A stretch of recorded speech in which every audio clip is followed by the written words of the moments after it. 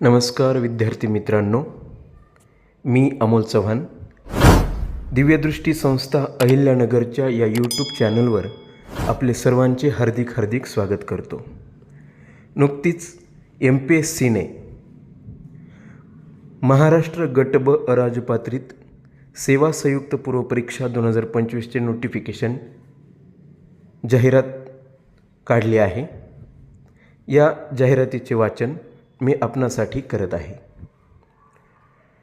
महाराष्ट्र गट ब अराजपत्रित सेवा संयुक्त पूर्व परीक्षा 2025 महाराष्ट्र शासनाच्या विविध विभागांतर्गत खालील संवर्गातील एकूण 282 पदांच्या भरतीकरिता महाराष्ट्र लोकसेवा आयोगामार्फत महाराष्ट्र गट ब अराजपत्रित सेवा संयुक्त पूर्व परीक्षा 2025 रविवार दिनांक 9 नोव्हेंबर 2025 रोजी महाराष्ट्रातील एकूण 37 जिल्हा केंद्रांवर घेण्यात येईल।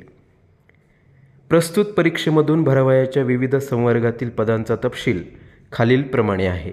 1. सहाय्यक कक्ष अधिकारी गट ब अराजपत्रित महाराष्ट्र लोकसेवा आयोग एकूण 3 पदे। 2.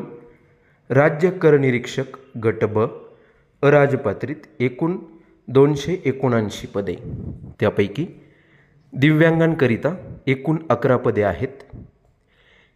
त्यापैकी 3 पदे अंध अथवा अल्पदृष्टी, 3 पदे कर्णबधिरता अथवा ऐकू येण्यातील दुर्बलता, 3 पदे अस्थिव्यंगता मेंदूचा पक्षाघात, कुष्ठरोगमुक्त, शारीरिक वाढ खुंटणे,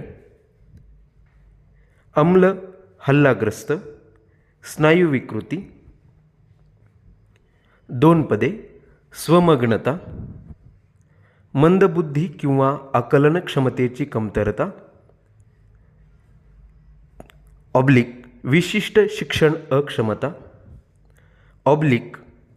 मानसिक आजार, तसेच बहिरेपणा व अंधत्वासह एकापेक्षा जास्त प्रकारचे दिव्यांगत्व।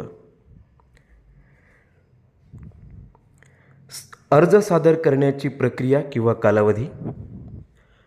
परीक्षेचा अर्ज सादर करण्याचा कालावधी हा दिनांक 1 ऑगस्ट 2025 पासून ते दिनांक 21 ऑगस्ट 2025 रोजी 23:59 मिनिटांपर्यंत असेल। या परीक्षेसाठी असलेली शैक्षणिक अर्हता ही आपल्याला पुढील प्रमाणे सांगता येईल। शैक्षणिक अर्हता: 1. सांविधिक विद्यापीठाची पदवी किंवा तिच्याशी समतुल्य असणारी शासनाने घोषित केलेली इतर कोणतीही तत्सम अर्हता। 2.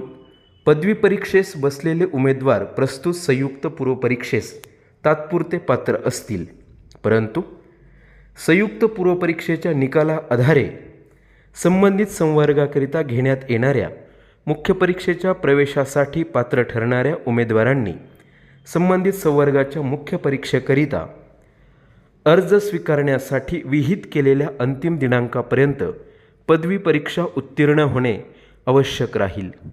3.